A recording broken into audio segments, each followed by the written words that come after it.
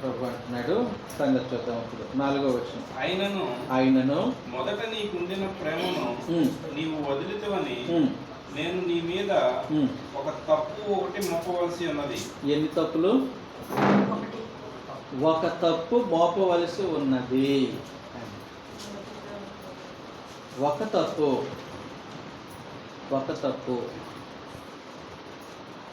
తప్పు కూడా ఉండకూడదా?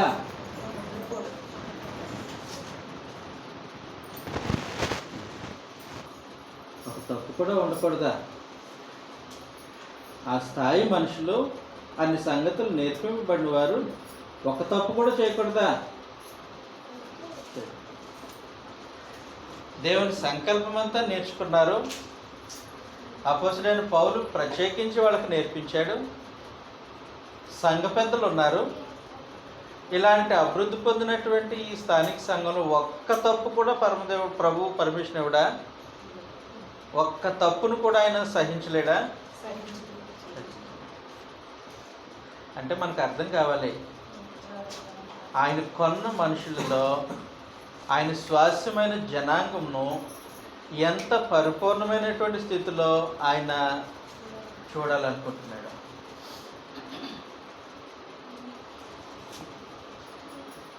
ఎంత పరిపూర్ణమైనటువంటి స్థితిలో చూడాలనుకుంటున్నాడు. చాలాసార్లు మనుషులు తలంచేది, మేము ఇన్ని చేస్తున్నాం కదా చాలులే, ఇంత భక్తి చేసాం కదా చాలులే అనుకుంటాం. ఒక్క తప్పు, ఎక్కువ కాదు, ఒక్క తప్పే. ఆయన ఏమంటూ ఉన్నాడనంటే 4వ వచనంలో, ఆయనను నీ మీద ఒక తప్పు మోపవలసి ఉన్నది. ఒక తప్పు మోపవలసి ఉన్నది. ఆ తప్పు ఏమంత తప్పు?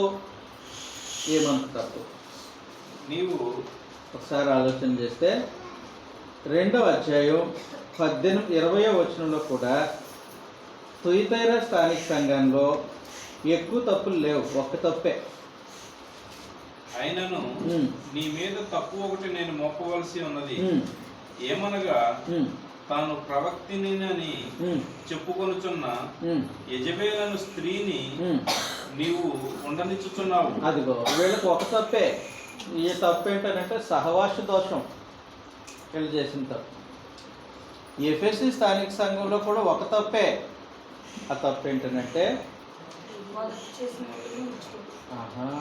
అలా లేదమ్మా, అక్కడ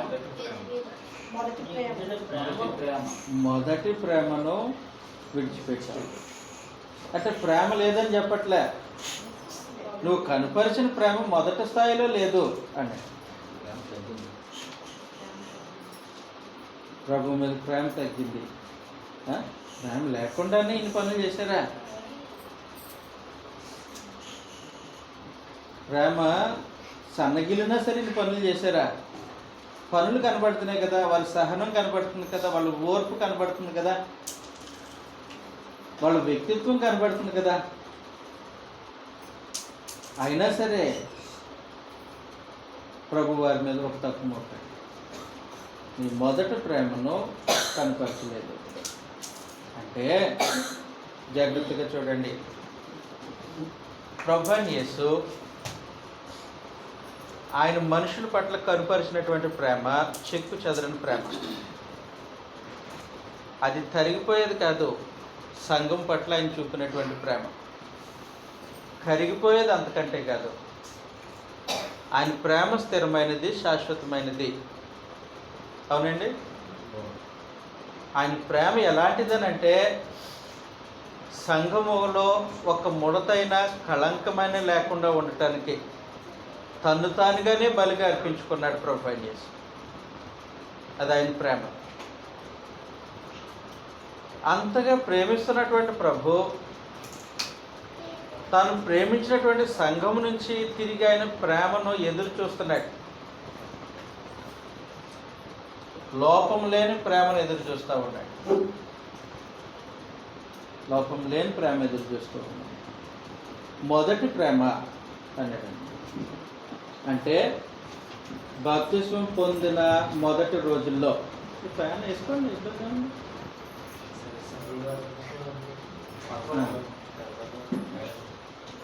చేసుకోండి, ఇబ్బంది పడుతుంది.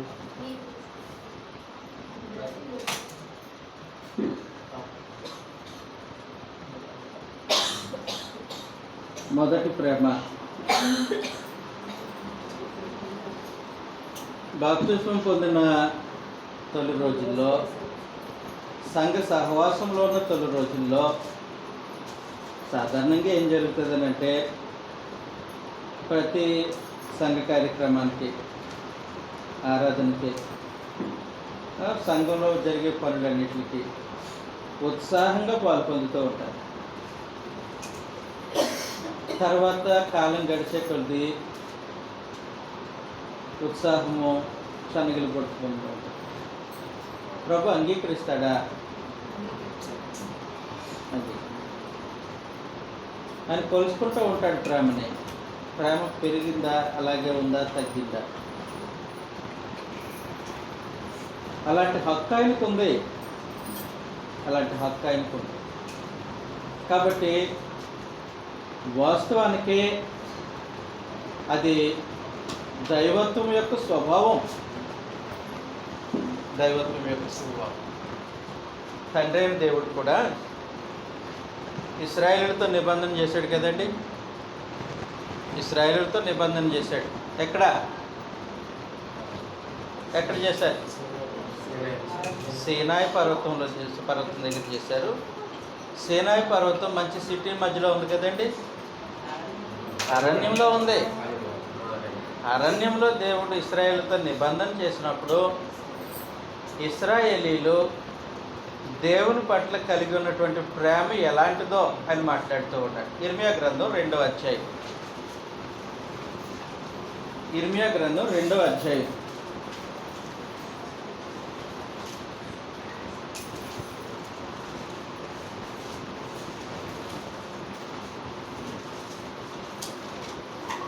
ఇర్మియా గ్రంథం 2వ అధ్యాయం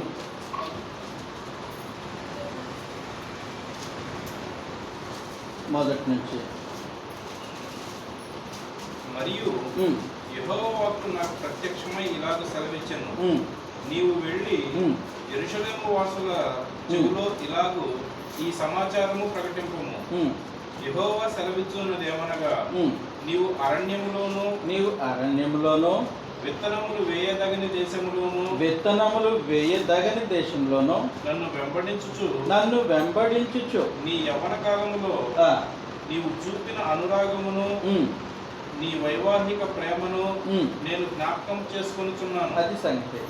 కాబట్టి దేవుడు మొదటి రోజుల్లో, నిబంధనలో ప్రవేశించిన మొదటి రోజుల్లో మనుషులు ఆయన పట్ల ఎలాంటి ప్రేమ కలిగి ఉన్నారో ఆయన మర్చిపోడు. అది ఆయనకి జ్ఞాపకమే. దాంతో పోల్చుకుంటూ ఉంటాడు భవిష్యత్తులో కనపరిచేటువంటి ప్రేమ. అప్పుడు కనపరిచినటువంటి ప్రేమతో కంపేర్ చేసుకుంటే చివరి వరకు అదే ప్రేమ కొనసాగాలి తప్ప తగ్గకూడదు. అది దేవుని డిమాండ్, దేవుని యొక్క డిమాండ్. కాబట్టి ప్రభువైన యేసుతో నిబంధన చేసుకున్న తర్వాత ఎఫెసీ స్థానిక సంఘం మొదట చాలా ఉత్సాహంగా దేవుని ప్రభువైన యేసు పట్ల ప్రేమను కనపరిచారు. ప్రేమను కనపరచడం అంటే ఏంటి? ప్రభువును ప్రేమించడం అంటే ఏంటి? యోహాను సువార్త 14వ అధ్యాయం. మీరు ఈ సంగతులు జాగ్రత్తగా వినాలండి. ఒకవేళ పరమదేవుడు కనికరించి మనకు ఇంకొక నెల ఇచ్చి, సహోదరులు మీరు నన్ను క్లాసుకి పిలిస్తే నెక్స్ట్ క్లాస్కి వచ్చేసరికి ఈరోజు క్లాస్ అంతా నోట్స్ ఉండాలి. అలాగైతేనే పిల్లలు సార్. ఒక స్థానిక సంఘం నుంచి రోజంతా మాట్లాడుకున్న పనిలేక కాదు, ప్రతిదీ చక్కగా పరిశీలనగా తెలుసుకోవాలి. యోహాను సువార్త 14వ అధ్యాయం 21వ వచనంలో, నా ఆజ్ఞలను అంగీకరించి, అదిగోండి మొదట ఆయన ఆజ్ఞను అంగీకరించడం, వాటిని గైకొని వాడే నన్ను ప్రేమించువాడు. రెండు సంగతులు, అంగీకరించాలి, వాటిని గైకొనాలి, యాక్సెప్ట్ చేయాలి, ప్రభు యొక్క ఆజ్ఞలు యాక్సెప్ట్ చేయాలి, తర్వాత వాటిని ఫాలో అవ్వాలి, వాటిని గైకొనాలి. ఆ రెండు జరిగితేనే ఆయనను ప్రేమించినట్టు. ఇప్పుడు అర్థమైంది కదండి ప్రభుని ప్రేమించడం అంటే ఏంటో. ఇప్పుడు ఎఫెసీ స్థానిక సంఘం మొదటిలో ప్రభు యొక్క ఆజ్ఞలు అంగీకరించడం, వాటిని గైకొనడం విషయంలో బాగానే ఉన్నారు. సపోజ్ 100 ఆజ్ఞలు ఉన్నాయనుకోండి, 100 ఆజ్ఞలు అంటే ఎక్కువ అనుకుంటారు లేదు, ఒక 5 ఆజ్ఞలు ఉన్నాయనుకోండి, 5 ఆజ్ఞల్లో 5 ఆజ్ఞలు పాటించారు మొదట్లో. తర్వాతకు వచ్చేసరికి 4 అయింది, 3 అయింది, 2 అయింది. అంటే అర్థం ఏంటి? మొదట కనపరిచిన ప్రేమ ఇప్పుడు కనపడుతుంది. మొదట కనపరిచిన ప్రేమ కనపడుతుంది. ప్రభు అన్నాడు, నీ మీద తప్ప ఒకటి మోపేస్తాను, నీ మీద తప్ప ఒకటి మోపేస్తాను. మీ మధ్య సంచరించాను, నన్ను ప్రేమించారని మనసుతో నేను సంచరించాను. మొదట ఉన్నట్టుగా లేదు ట్రీట్మెంట్, మొదట ఉన్నట్టుగా లేదు. సాధారణంగా అప్పుడప్పుడు కొంతమంది మనుషులు మాట్లాడుతూ ఉంటారు, ఏమయ్యా ఇన్ని రోజులు అప్పుడప్పుడు పండుగకి ఊరు వెళ్ళిపోయేవాడు కదా, ఈ మధ్యన వెళ్ళట్లేదేంటి అని అడిగితే, మునుకున్నట్టుగా లేరండి జనం ఇప్పుడు, అందుకోసం వెళ్ళట్లేదు. మునుకున్నట్టుగా లేదు. మనిషి అయి ఉండి తోటి మనుషులతో సహవాసానికి మునుకున్నట్టుగా మనుషులు లేరని నువ్వు మానుకుంటుంటే, ప్రభువైన యేసు నీతో సహవాసం చేయడానికి సంఘముల మధ్య సంచరిస్తూ మన దగ్గరికి వచ్చినప్పుడు పరిస్థితులు మునుకున్నట్టుగా లేకపోతే ఆయన అడ్జస్ట్ అవుతాడా? ఆయన అడ్జస్ట్ అవుతాడా? ఆయన అడ్జస్ట్ అవుతాడు.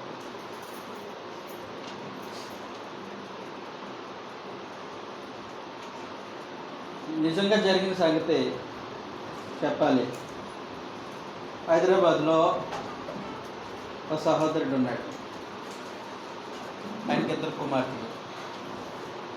పెద్ద కుమార్తెకు వివాహం చేశాడు. పెద్దలుడు ఇంట్లో అధికారం అయిందే, బాగానే ఉన్నాడు. కొద్ది రోజులకి చిన్న కూతురికి కూడా పెళ్లి చేశాడు. ఇప్పుడు ఇద్దరికి సమానంగా ప్రేమను పంచాలి. ఒకేసారి ఇద్దరు కూర్చుంటే ఇద్దరికి ఒకేసారి మర్యాద ఇవ్వాలి. పెద్ద ఆయన అంటాడు, నువ్వు కొన్నట్లుగా నన్ను చూడలేదు ఇప్పుడు, కంప్లైంట్ అన్నాడు. అన్న తర్వాత ఒక 4 రోజులు అలిగి ఇంటికి మామ ఇంటికి రావడం మానేశాడు. మామ ఇంటికి రావడం మానేస్తే నన్ను పంచాయతీకి పిలిచారు. ఇంకప్పుడు కూడా నన్ను పిలిచారు, ఏమండి మా పెద్దలుడు కొంచెం ఇబ్బంది పడుతున్నాడు, ఆయనకి నాకు కొంచెం చనువు, ఆయనకి నా దగ్గరికి వచ్చి నేర్చుకుంటూ ఉండేవాడు, ఏం ఎలా చేసావు అని అంటే, నీకు తెలీదన్నా మారిపోయారు వాళ్ళు. మనుషులు మారిపోయారని నీకు అనిపిస్తేనే మానేస్తున్నావు కదా, మరి ప్రభు కనిపిస్తే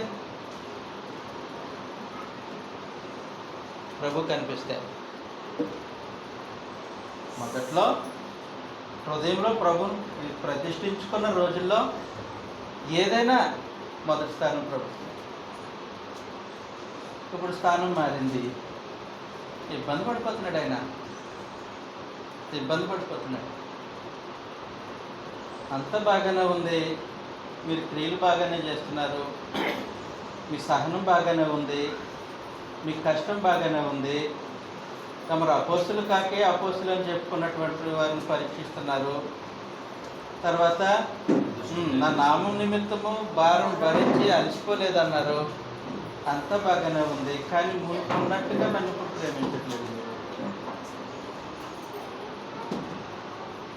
మునుకున్నట్టుగా నన్ను ప్రేమించట్లేదు. ఇది తప్పే, ఇది తప్పే. కాబట్టి ఒక స్థానిక సంఘం నుంచి ప్రభువైన యేసు ఏ స్థాయిలో ప్రేమను ఎదురు చూస్తున్నాడో ఆలోచన. ఆ స్థాయిలో ఆయన మనల్ని ప్రేమించారు, మనం తిరిగి ఆయనను ప్రేమించబద్దులై ఉన్నాం. లోపం లేకుండా ఆయన ప్రేమించాల్సిన అవసరం ఉంది. అర్థమవుతుంది కదా?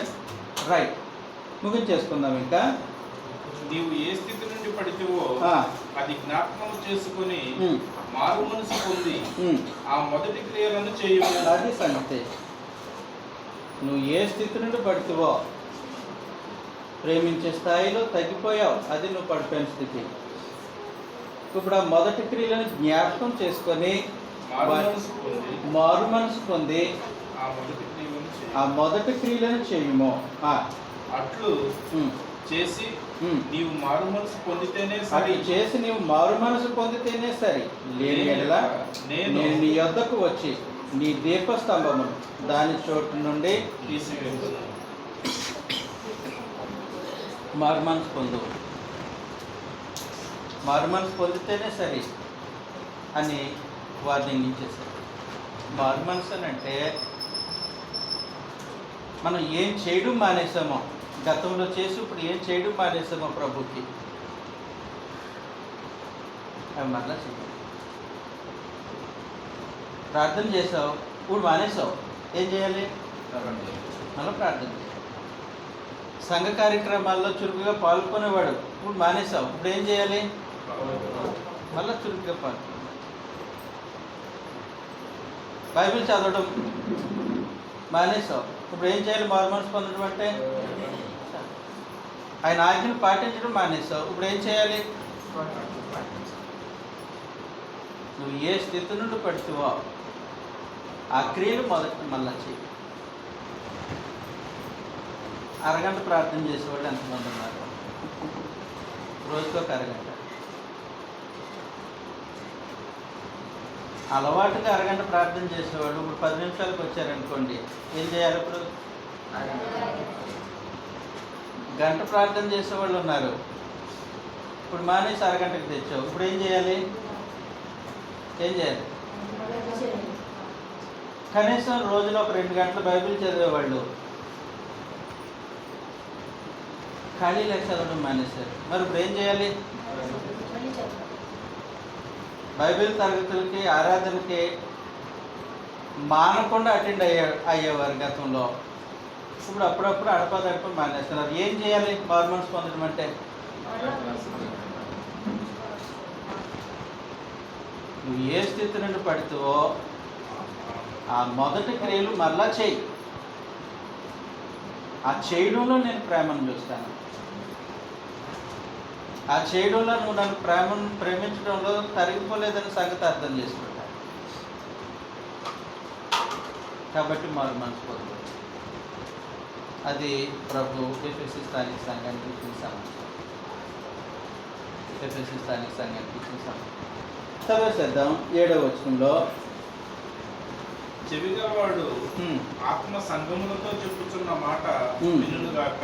అది ఆత్మ చెప్తున్నారు. ఎవరితో చెప్తున్నారు? ఒక సంఘంకానే,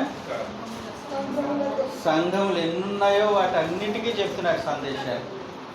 ఎఫెసీ స్థానిక సంఘాన్ని చూపించి ఆ స్థానిక సంఘంలో ఉండేటువంటి సంగతులు మెచ్చుకుంటూ లోపం ఉన్నాయి సరిచేస్తూ ఈ సమాచారం స్థానిక సంఘాలన్నిటికీ తెలియజేస్తూ ఉంటాయి. ఆత్మ సంఘములతో చెప్పుతున్న మాట ఎవరు వినగలుగుతారు? చెవి గలవాడు వినగలుగుతాడు. అంటే ఆత్మ సంబంధమైన చెవి ఇది. జయించడానికి ఇదిగోండి, ఇది సంగతి. ఇక్కడ కొద్దిసేపు మనం ఆలోచన చేయాలి. జయించిన వానికి అన్నాడు, జయించిన వానికి, ఓడిపోయే వానికి కాదు. జయించిన వానికి దేవుని పరదేశంలో ఉన్న జీవవృక్ష ఫలాన్ని ఇది కొంచెం చాలా జాగ్రత్తగా ఆలోచన చేయాల్సిన సంగతి అండి. ఆదాముని దేవుడు బయటికి పంపించేయడానికి గల కారణం, ఏదైనా తోట నుంచి బయటికి పంపించేయడానికి గల కారణం ఏంటి చెప్పండి? మళ్ళీ జీవవృక్ష ఫలాన్ని తినే అర్హత లేదు ఆయనకి.